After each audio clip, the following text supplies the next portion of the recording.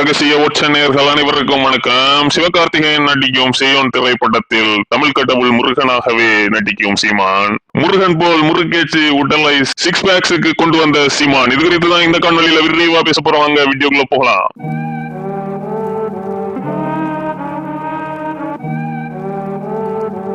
தமிழ்நாட்டு அரசியல் களத்திலேயே ஒரு ஃபிட்டஸ்ட் பொலிட்டீஷியன் யாரு அப்படின்னா அது நாம் தமிழர் கட்சியின் தலைமை ஒருங்கிணைப்பாளர் சீமான் அவர்கள் மட்டும்தான் சொல்ல முடியும். அந்த அளவுக்கு 60 வயதிலேயும் கடினமான உடற்பயிற்சிகள் மூலமாக தன்னுடைய உடலை கட்டுமஸ்தாக வைத்திருக்கிறார். அதை தாண்டி இப்போதைய இளைஞர்கள் போதைப் பொருளுக்கு அடிமையாகி கொண்டிருக்கக்கூடிய சூழல்ல அதை தடுத்து நிறுத்துவதற்கான ஒரு ஐகானாகவும் சீமானவர்கள் தான் பார்க்கப்படுறார். அந்த அளவுக்கு போதை சமாச்சாரங்களை உடற்பயிற்சி மட்டும்தான் தடுத்து நிறுத்தும் அப்படிங்கிறது உலகம் முழுவதும் நடத்த இருக்கக்கூடிய ஆய்வுகள் தெரிவிக்கக்கூடியதா இருக்கு. சோ அப்படிப்பட்ட ஒரு உடற்பயிற்சியை தன்னுடைய 60 வயதிலும் இளைஞர்களுக்கு ஒரு ரோல் மாடலாக இருந்து சீமானவர்கள் செய்து காட்டுவது அப்படிங்கிறது ஒரு மிகப்பெரிய சமூக பணி தான் சொல்லணும். சோ அப்படிப்பட்ட சீமானவர்கள் அரசியல் களத்துல கடந்த 16 ஆண்டுகளாக மிக தீவிரமாக பணியாற்றி கொண்டிருந்தாலும் 16 ஆண்டுகள்ல சினிமா துறையிலிருந்து கொஞ்சம் விலகிதான் வந்துட்டாருன்னு சொல்லணும். அப்பப்ப ஏதாவது படங்களில் முகம் காட்டக்கூடிய சீமானவர்கள் இப்போ நடிகர் சிவகார்த்திகேயன் அவர்கள் நடிக்கக்கூடிய தமிழ் கடவுள் முருகன் தொடர்பான செய்யோன் திரைப்படத்துல தமிழ் கடவுள் முருகனாகவே வரப்போகிறார் அப்படிங்கிற தகவல்கள் இப்போ வெளியே இருக்கு. அது குறித்த ஒரு சில